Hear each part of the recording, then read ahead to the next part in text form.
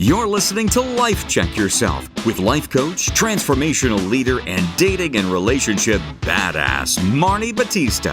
Every week, you'll get the raw truth from top experts and real people on the important life and love issues you want to know about.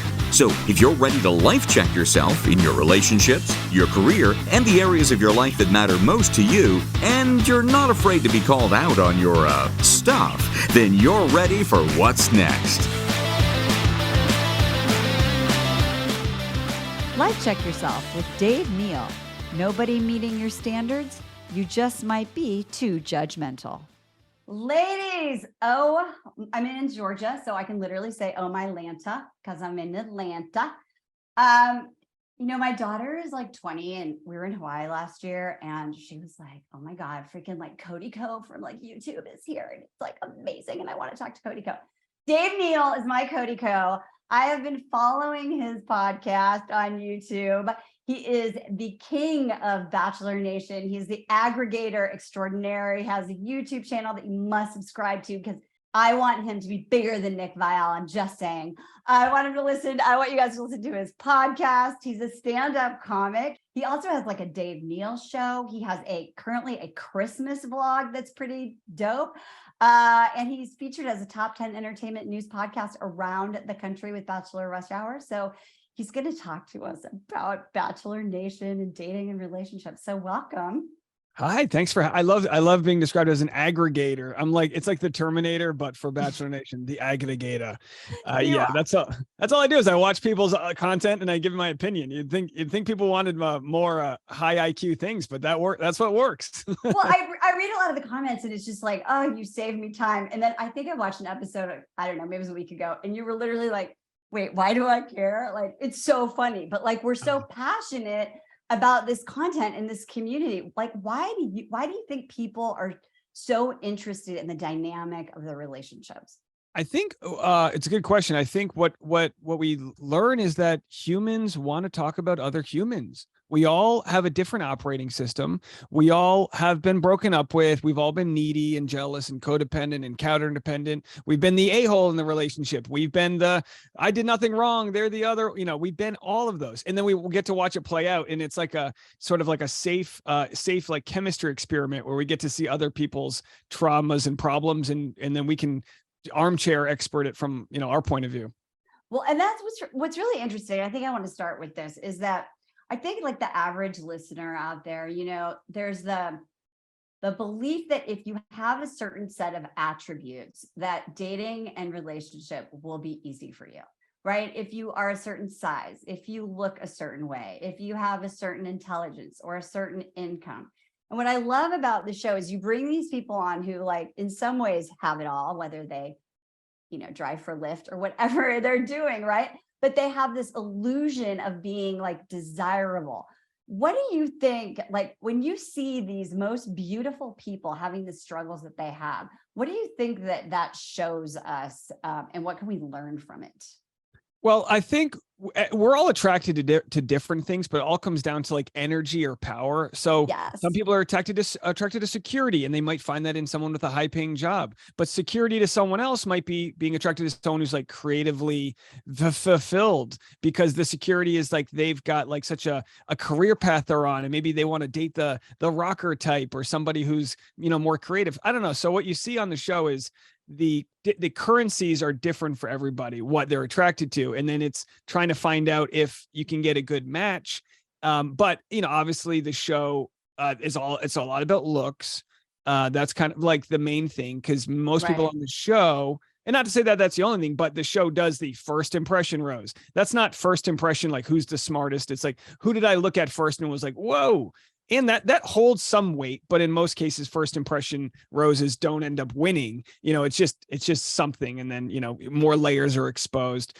But yeah, the show, I mean, I don't know if it shows us exactly like what we can do to be like the most attractive to someone else, but it does show us what you can do wrong. Like that's the easiest thing. It does, and that's what I think is interesting is that I was watching a podcast with Tyler Cameron, like he's got In the Game recently, and he's obviously beautiful. And he was talking about breakups, and he was talking about how only recently is the first time that he broke up with someone. He's been like dumped every time for being needy and like kind of creepy, you know? And it's that thing that I think that women are dating and they have this illusion, if the guy is like out of their league or really good looking or whatever it is, that he's not going to have insecurities and be human. And I think that when we watch the show, there are these really beautiful men that are really, really needy and have really low self-worth, AKA like Johnny. Like, what do you think? You have to talk about Johnny just because I like the way you say Johnny DiFilippo. Johnny's complicated because I don't know too much about his history to like know, you know, but he's quiet. And for me, it's harder to read quiet people. You know, it's like you don't know exactly what they're thinking versus like some people will just tell you everything. Like it might be easier to read like an Aaron Clancy because he's just got this big alpha energy. But I can't speak for like, I don't know exactly how the show differs for men versus women. But for me, if you took away all of the things that provide me value in life and then put me on a beach, I'm going 2 days before I start spiraling out of control. Right. So it makes perfect sense. They don't have the comforts of their own communities, their friends, their family. So as a psychological experiment, it's not necessarily, I think, the best place to find love, but they do what they need to do to put people in that like limbic, like fight or flight stage. That's all they do is they put them in what looks like a beautiful beach, but what's really happening is like, all right, start going crazy as you try to jockey for whatever position you can have on the beach hierarchy.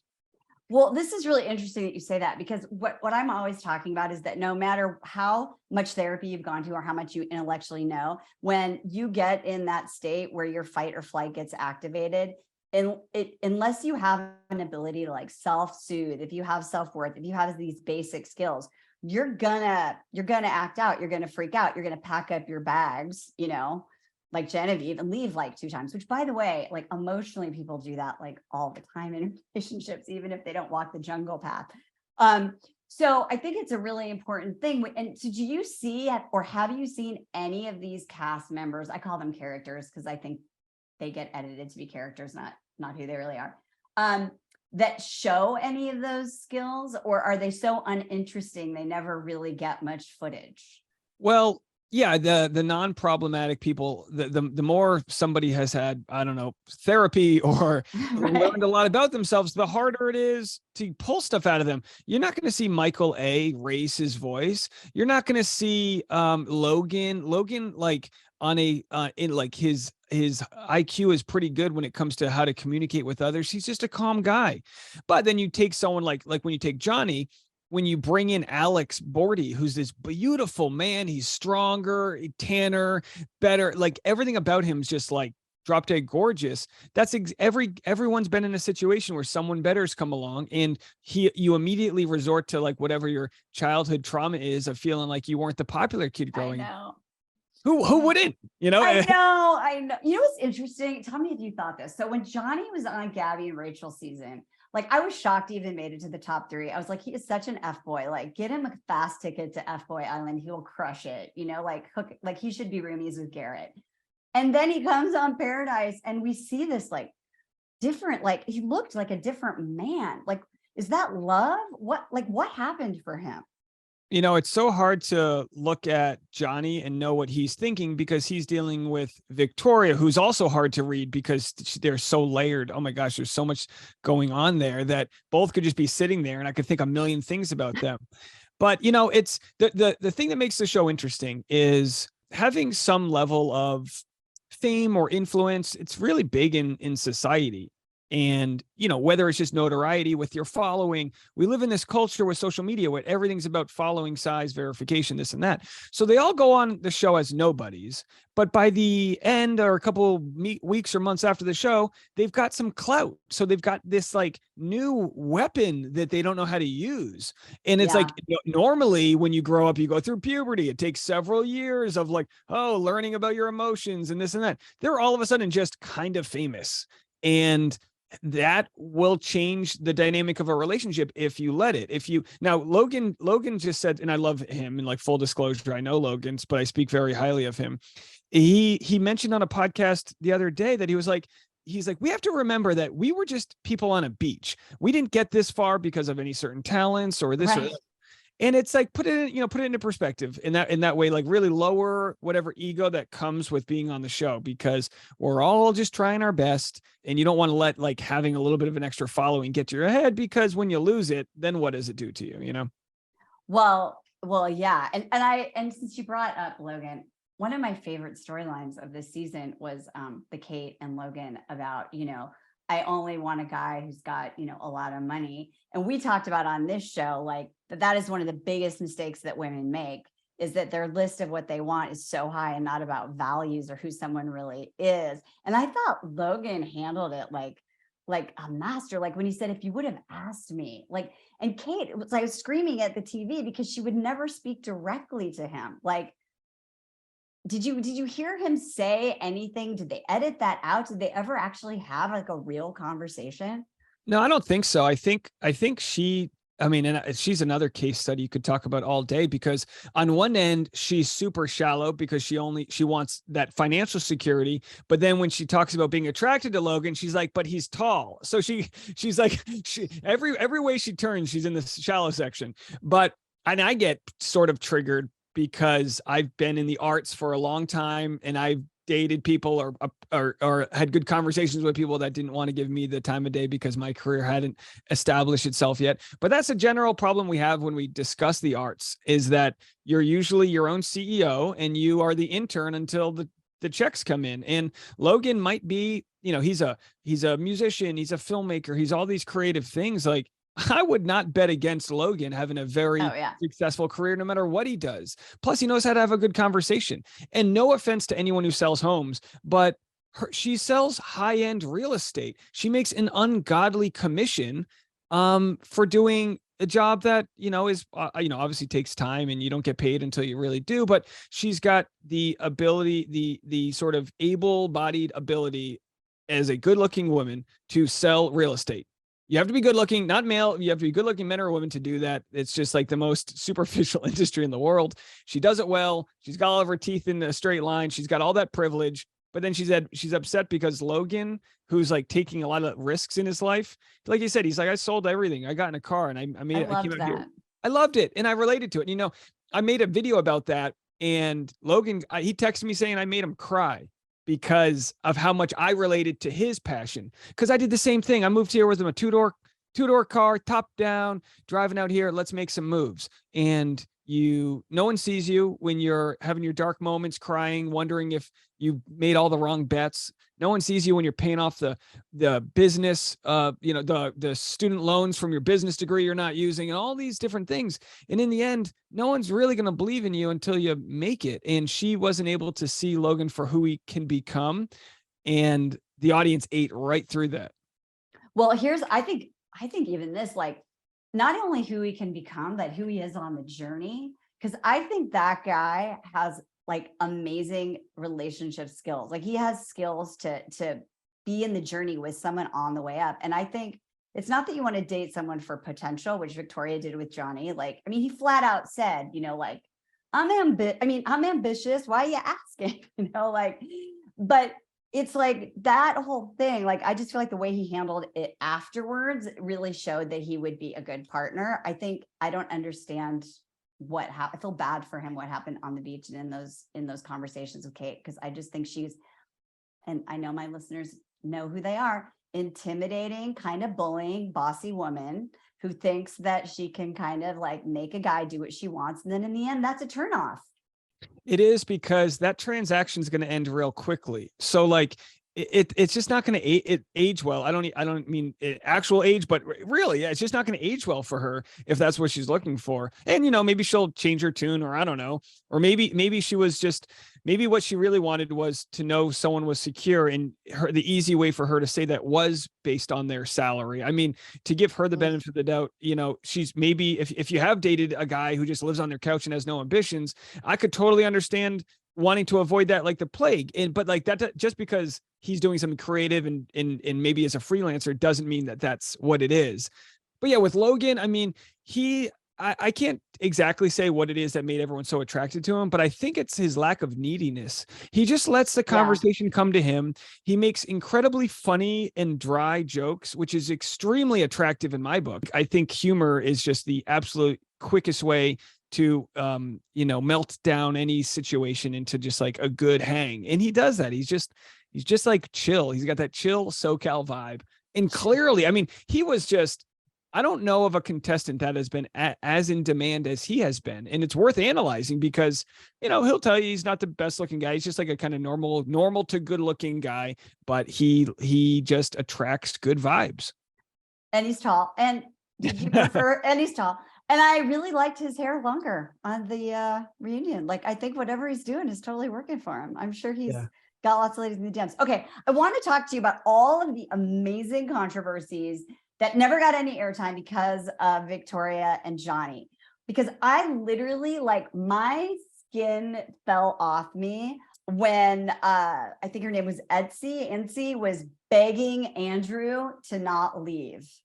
And that scene at the prom or whatever it was, I mean, that's never happened before. I mean, that just made me remember every time when I liked the guy and I had such low self-worth that I was like, please don't leave, please don't leave. Like, why do you think they didn't want to talk about that? Just because the other stuff was like more juicy? Yeah, I'm not sure. I mean, you just had one of those examples where he had already had his heart broken on the beach. So he was already dealing with something. And until you deal with that thing, I think it was Teddy, right? Until you deal with that or finish mourning the loss of that, you're going to have like this what if. And I mean, we've all been in those relationships where you're busy mourning the loss of one relationship and you're not even like appreciating a good thing as it hits you upside the face. Now, as far as Ency is concerned, that's just like a drunken, she wanted to save the situation and she couldn't. And it's just it hurt me. It was cringeworthy. I mean, in our tribe, we call it like the pick me energy. Like, just watching that, you could be like the hottest ever. And just watching that, you were like, oh God, no. Like, it was really, I felt sad for her. I also think the thing that's interesting with the franchise is you have women that probably don't get rejected often. Yes. And it's like, they're like, I mean, they go into the bar, they'll have any guy. And if Andrew doesn't want her, there's a guy behind him that does. And on this show, everyone's kind of coupled up. So you have less options. You put all your weight and stock into this one thing. And when it's not there, it's like rejection is an MFer. It really shows a different side of people. And I'm not saying men are used to getting rejected, but I think men for the good ones, don't get me wrong, the bad ones are out there shooting schools up and doing crazy shit from getting rejected once. So men are psychos in on the spectrum, but the good ones are used to taking one on the chin. All right, she doesn't like me. Next one up, like, cause it's happened 100 times. So I've been rejected. Oh boy, we've been, I've been out there before, and I know how to take a loss. Well, what's interesting is like on Love Island, which I also watch and we talk about, the women there just like full out say like, I've never been rejected before. Like, I'm not used to having to wait for some guy to talk to me. Like, why do I have to work so hard? And I think that if that's your situation, your ego can totally get in the way. And you can end up sort of looking like the crazy person or coming off aloof or pushing away like the nice guy who maybe is a little more awkward and a little less gamey. Do you think that anybody at this point in the show is there for the right reasons? Or is this just basically like, a career path?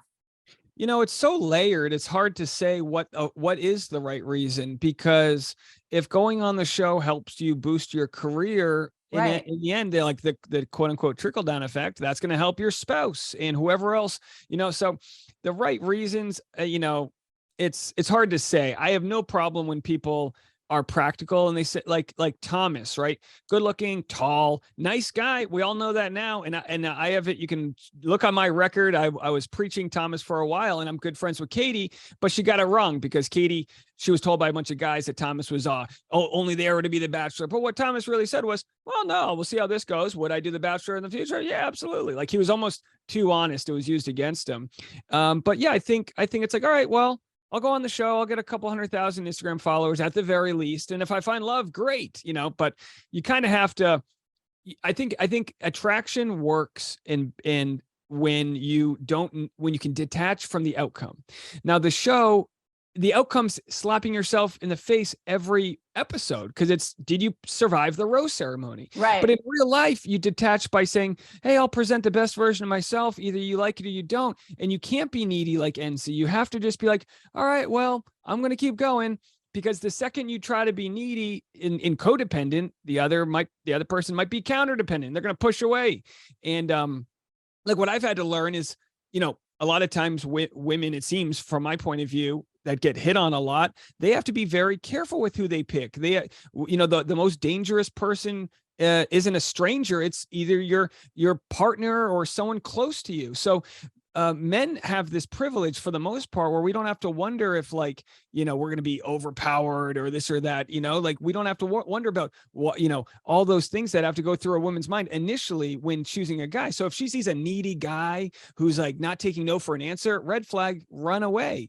So it's like a very simple science experiment, but you can blow it up so quickly if you do it the wrong way. So it's like, be cool.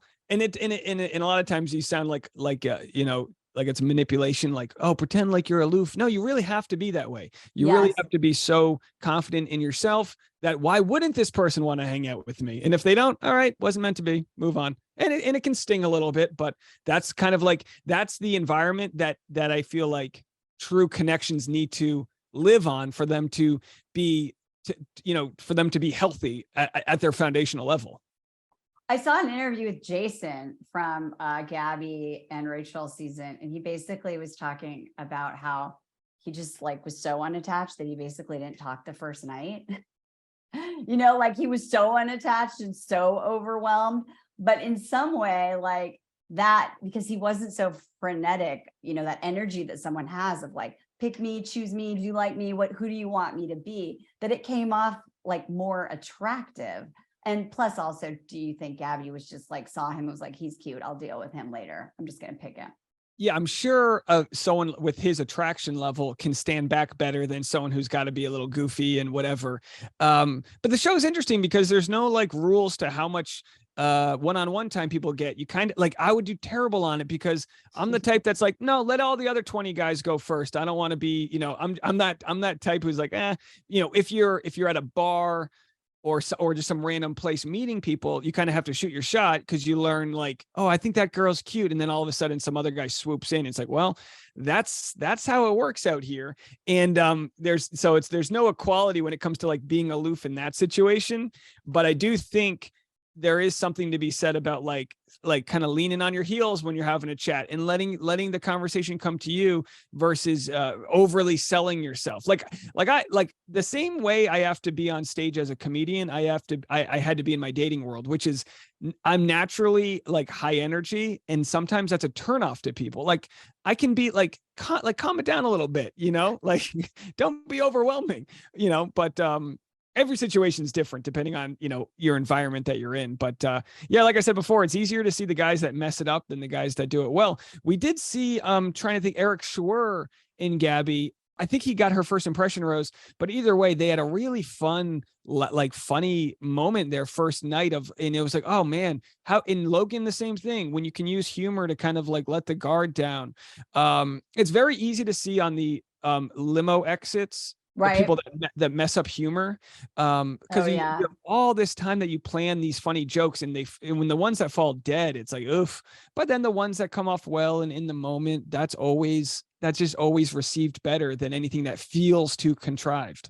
Do you know like how much of that is like produced? Like are the producers, do you know this, like, did they come in with an idea and the producers produce it? Or are they like, you're a basketball player, you're going to come in and like shoot hoops because Michelle likes basketball? Like, do you know what that is, how that works? I think everyone's different, but if you have a bit idea and it works, I'm sure that's less work for them to do. But yeah, there's people that, but then there's always like all right, obviously the fireman's going to come in on the toy fire truck. Like they just have all these random props. So it's probably a little bit of both, but it's props are always hacky in the stand-up world. And whenever I see like, a simple thing's fine, but anything that looks like it takes too much effort, I feel like backfires because, like I said before, you want to show some effort, but you don't want to look like you spent the whole month preparing for this moment. Like Right. you definitely want to like play it cool a little bit. It's like a blend of authenticity and effort, right? Yeah. Because you don't want to be like, I didn't prepare. Do you think, or have you noticed any difference? And I don't even know if you've talked about this in the the post Chris Harrison era. Do you think the franchise has changed at all in any way, shape, or form, or do you think it didn't matter at all? There's a lot of questions about the show's going downhill, which I don't quite buy from a rating standpoint. It's just one of those things that terrestrial TV is kind of dead, but the show still serves a good purpose for ABC because it takes up 2 hours a week. I mean, that's a real like So big much. thing. Oh my God. Oh, they'll make younger Sheldon, youngest Sheldon. They'll make whatever they can put out there. They make more money if the show's on streaming and have more ratings? Maybe, but as long as ABC has a time slot, they need to fill it. So I don't think it's like going downhill with that regard. I don't think it's been any less successful with long-term relationships. For a little while there during the pandemic, there was like 4 or 5 in a row that were together, and then they all kind of broke up at the same time. The pandemic just brought out it was just a real psychological experiment. It was the fall of 2021, of 2020, which was the first pandemic season, Claire's Right. season. Yeah. Oh my God. There was, Palm Springs, like We so were much just sweating. Yeah, we were just holed up, ready. So I don't know if the audience has become more outraged, but I think we do feed off of like wanting perfection. And I just love seeing flawed individuals. I love people that aren't perfect and, give us who they are. And hey, if they need to apologize for something, like, let's listen to it. I'm all about that. I think all the people online that preach perfection have never been been audited for their mistakes or, whatever. So I just get that, but I don't know, the rise of it's hard to talk about. It's hard to talk about because you sound like a lunatic when you talk about cancel culture. But, initially there was a lot of people that needed to be held accountable, like big time issues with the Weinsteins and so many of those big time problematic Scientologists and this and that. And now it's like, okay, we need to get to a place of redemption for the people that have, that need to be put in the penalty box, but not kicked out of the game. And I think the audience sometimes has a hard time recognizing where those lines are because we just see somebody as ultimately good versus bad. And the show's more complicated. Greg Grippo everyone hated Greg Grippo for how he dealt with Katie Thurston, and then they loved him. I liked him honestly back in that season. I felt like he just got railroaded by her. So I was always a Greg fan. Yeah. I mean, of course. And then, you can look at any character, and the more you look at them, I actually got a DM from Claire Crowley yesterday. I'll name drop her. I love that for you. I love Claire. I love how complicated she is. I mean, when you see her in her season, she clearly gets these anxious moments, and she turns that into anger, because she's afraid of looking dumb, or the fact that she's talked about dealing with her own history of abuse. And then she doesn't want to have to kiss some of these guys. And like, that's way more complicated than just calling someone a bitch. And when we initially look at it, we go, oh, Claire is difficult. Well, yeah, maybe she is. Maybe she's in situations that are not where she would want to be. And you don't know that until you start filming what you're going to be like with 10 cameras on you, crew guys watching you kiss others, and, all these different things. And I've just developed boatloads of empathy for what a lot of them go through, because I've seen just like in the tiniest level, the amount of hate and vitriol that can exist in the private DMs. I was going to ask you about that for you because, you're putting yourself out there. You are giving your opinion. You're always that's why I wanted you on the show, because you're always so nuanced and I think pretty unbiased. And you're looking at these people as humans, not like, animatronic, characters. So then people, you have a big show and a big following. How do you handle that? Like, what is it like for you to be so out there with your opinions and have people love you or not? Well, it's been an interesting couple of years. I went from, making a couple bucks a day to like a full-time job. And with that comes people like, who the hell is this guy? And a couple of years ago, people were like, he's a nobody. And now he's only successful because his stand-up career's failed. It's always one versus the other. I have a joke about my wife making more money than I do, which used to be true. It's not anymore. It doesn't matter. We're in it together. No prenup. And then someone took that joke and used it against me. Oh, your wife pays all the bills. It's like, my gosh, like there's just a segment of people that will find any sort of arrows they can to shoot back at you. And it's like, all right, fine. You just have to, I've just had to realize that that's a small percentage of people. It'll probably exist whenever I do anything, and the more views I get, the more hate that comes with it. But that means the more good people. And we had audience members, and you just have to breathe into the positivity. When I had shows in New York, in Cincinnati, and Rhode Island last week, I had audience members travel from states away to come to me. And one lady came with her daughter, who it was a grandmother and the daughter, and we helped her get some baby formula a couple months ago when there was that formula shortage. I completely forgot about it. And then all of a sudden they're telling me how great the community is because we all came together. And it's like, yeah, you're damn right. There are good people out there that want to do a lot of good things. And I take a lot of pride that our audience has been able to raise a bunch of money for Toys for Tots last year. We had dozens upon dozens of teachers wipe out their Amazon wish list to fund their classrooms. Like, this audience is really loyal. And I think I have had to remember that I owe it to them to speak more about the good that's out there versus the bad. Now, I'll mention the bad, like the unreasonable trolls, because it's fantastic for engagement. So if I want to roast somebody and blast them, it's incredibly good for engagement. So I'll share the funny ones, the unreasonable ones, but for every one of those, there's probably 100 people that, they just don't get what I do. And it's like, that's fine. I mean, and I never promised I would be for everybody. I'm pretty divisive if you want to look at it that way, but I'm still reasonable with the people that want to be reasonable with me. Wait, how do they think you're divisive? Well, politically, I'm pretty progressive in nature, and it's very triggering to some people, and I get it. I mean, I was just home with family, and 4 or 5 nights in a row were fantastic nights. And on the last night, I brought up a very valid point in a conversation, and it was like, well, a family member just raises their voice, so triggered to think like, wow, you just haven't been introduced to like different ideas. But not everyone has to agree with what I think, but it's just I have a channel that's about my opinion. And while it's centered around Bachelor, it's going to involve classism, politics, religion, and all the toxic aspects that come with grifting and purity culture and all these things. Doesn't mean I'm anti-Christian or anti-Republican. No, it's like, but if someone's grifting and if someone's profiting and I talk a lot about Maddie Pruitt because she makes very good money preaching the good word of the Lord. And then, when she takes $100,000 to advertise a company that's known for its slave labor practices in China, that's the type of content we like to talk about. And she probably didn't even know she was being so hypocritical, but it's like, let's have these discussions. That's more interesting to me than what might be happening actually on the show.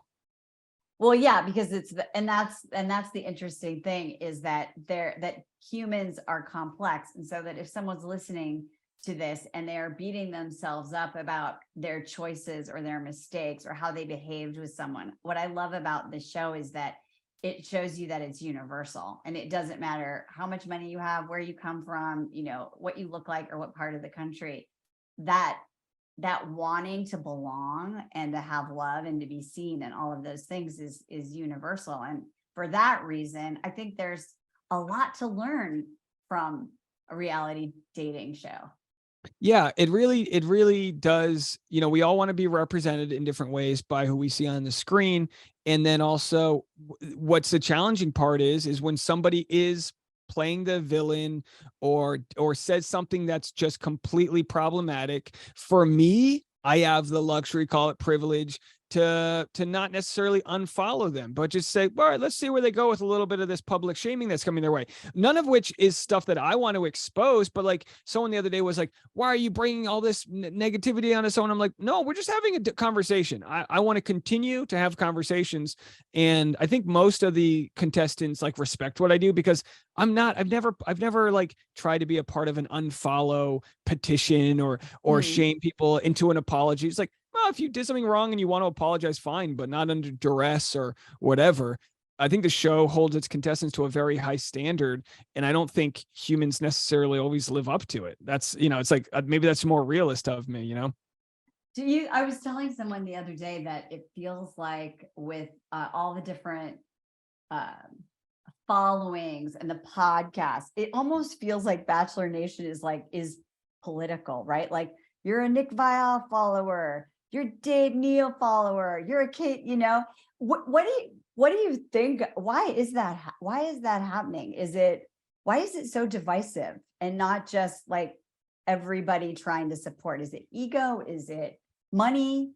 I think naturally as humans, I don't know the psychology behind it, but like we all just naturally fall into different communities, and it becomes an us versus them mentality. Yeah. Take Nick Viall. Like, I mean, I've talked with him on the phone. He told me he respects what I do, as far as like the content I make, and I respect what he does, but there is a collateral damage to like having those difficult conversations that he does. He's part of kind of like this smash or slam culture with Twitter. Like, I get it, but it's going to come with like, you might help somebody and hurt somebody else.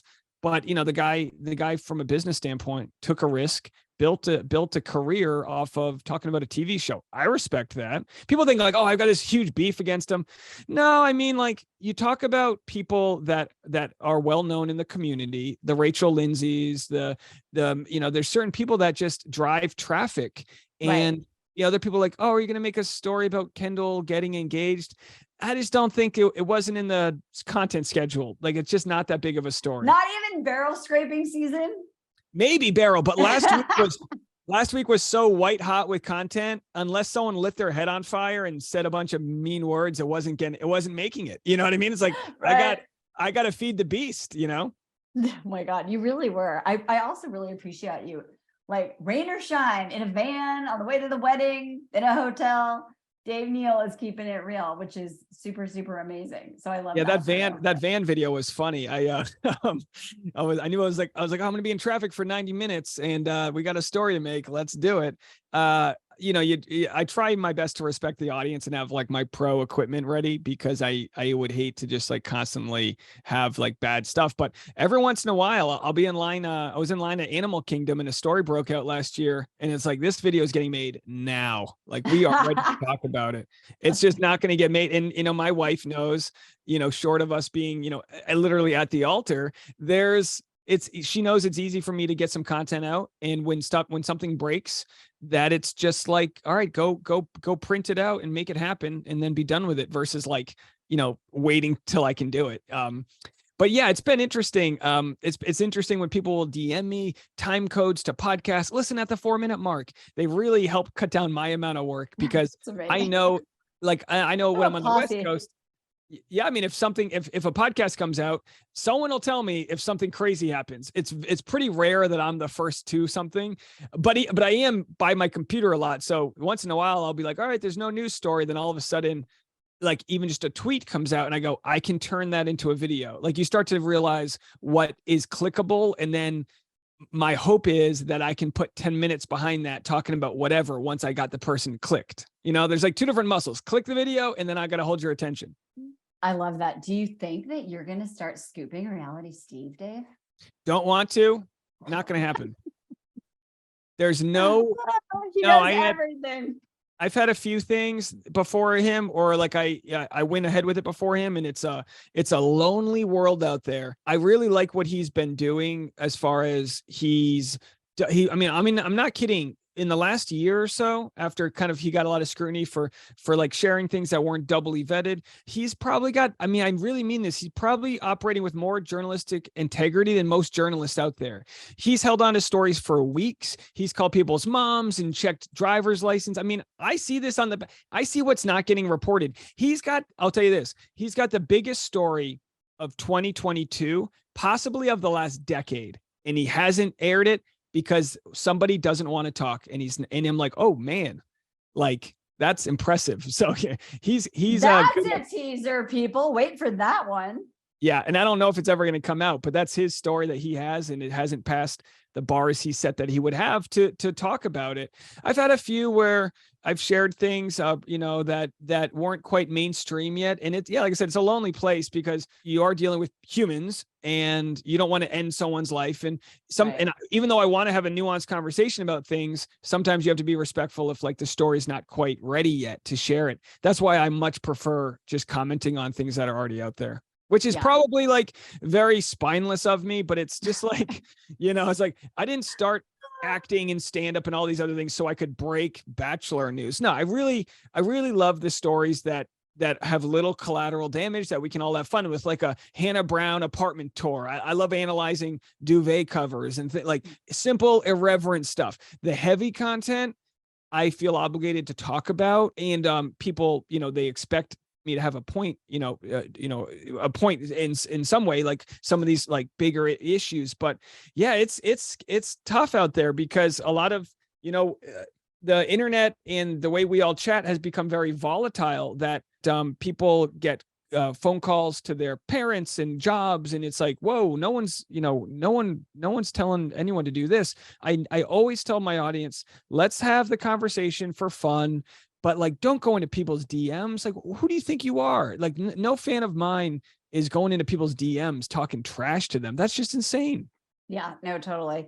If you were going to think about like the thing we learned from the 2022 Bachelor franchise, like, did we learn about how to deal with grief, dating after grief? Like, do you think there were some like positive or some interesting things that were brought to light about mental health, about personal development, like any of those sorts of things that you saw that were serviced by what came on the television this year? Yeah, I think the easiest thing to talk about is mental health, because it's hard to say like what causes an attraction between Michael A. and Danielle. Was it because they could compare their notes on dealing with lost lovers, or, who knows really what it really is. But with mental health, there was a tipping point where contestants talked about, self-harm. And Clayton Echard talked a ton about that, and others, and it's becoming a little bit more normalized to have that conversation. But I still tell people, as much as, I feel like collectively, not to generalize, but I think the audience likes, just naturally, this happens with celebrity culture.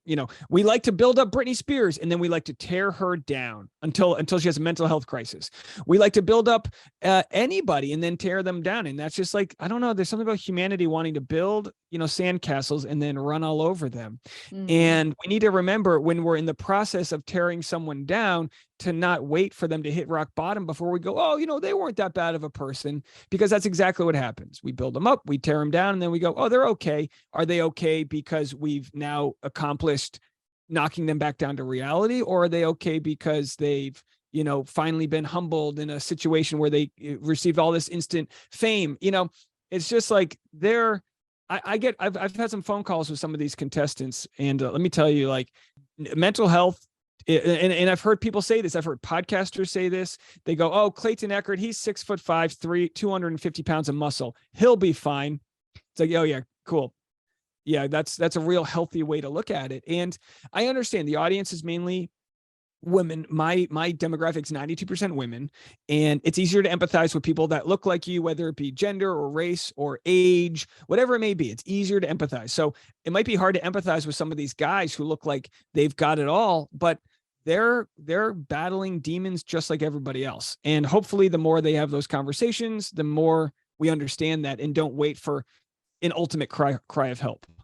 Yeah. And I think that's a really important thing for everyone who's listening, is that, it's so easy in this culture to be like, I can't believe that guy swiped on me, or I can't, does he think I would go out with him, or why, and there's just this soul underneath there, right? This person that is in the world with their own battles and their own journey, and seeing the humanity of that person foremost, I think is really an important thing when you're out there trying to create connections and create relationships. Yeah. And that might be hard on a show like The Bachelorette, where there's 30 different guys, and you might not get they might not all be main character energy. So you don't get those stories. But like, with stand-up comedy, you gotta lower yourself to a point early on in your set where the audience is going to feel bad for whatever you're about to say. So that might be easy for some people that get on stage and want to make fun of, we're self-deprecative and all these different things, but it's like, I don't care whether I make fun of myself or not. It's so that the next joke will go over well, because now you feel like I'm one of you.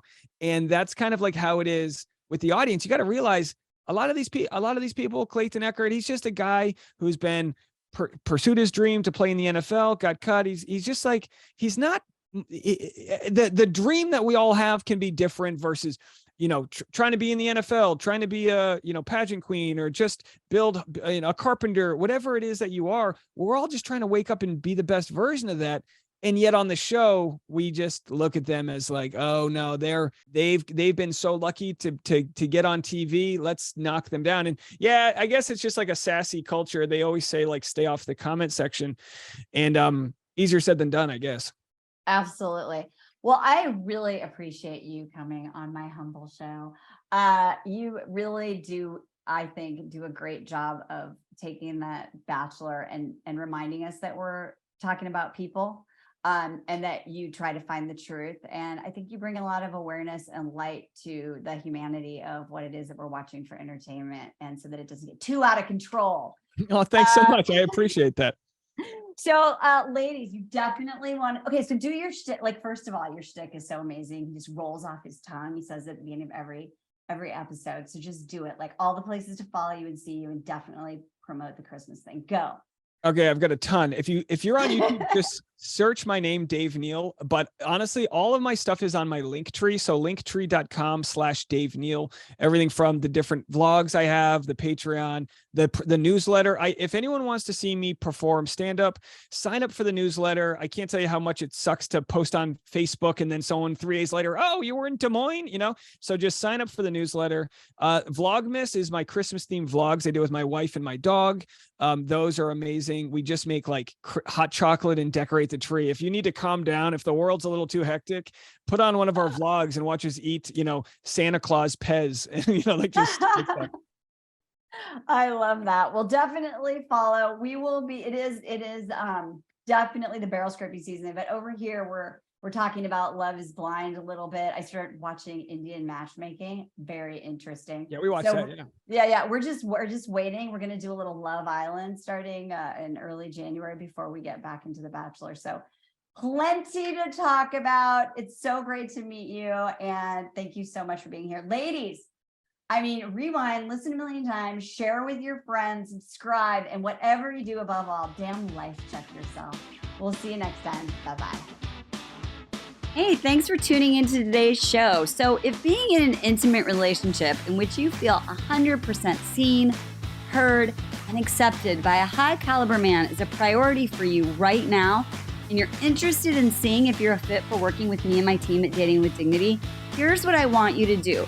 Just head over to DWD VIP, that's D as in dating, W, D as in dating, VIP.com, and book a call to speak with my team. We'll get on the phone with you for about 60 minutes, and you'll get crystal clear on what's stopping you from finding true love right now. We'll also take a look at what you want to create, what you want your whole life to look like when you're able to finally be fully expressed as a woman in a healthy relationship with an incredible guy. And if we can help you get from where you are right now to where you want to be, we will show you the fastest path possible that makes sense for you to do that. We help smart, successful women all over the world solve this one missing piece in their life so they can finally have it all. So to see if we can help you do the same thing, head over to DWDVIP.com. I'm Marni Battista, and let's talk soon.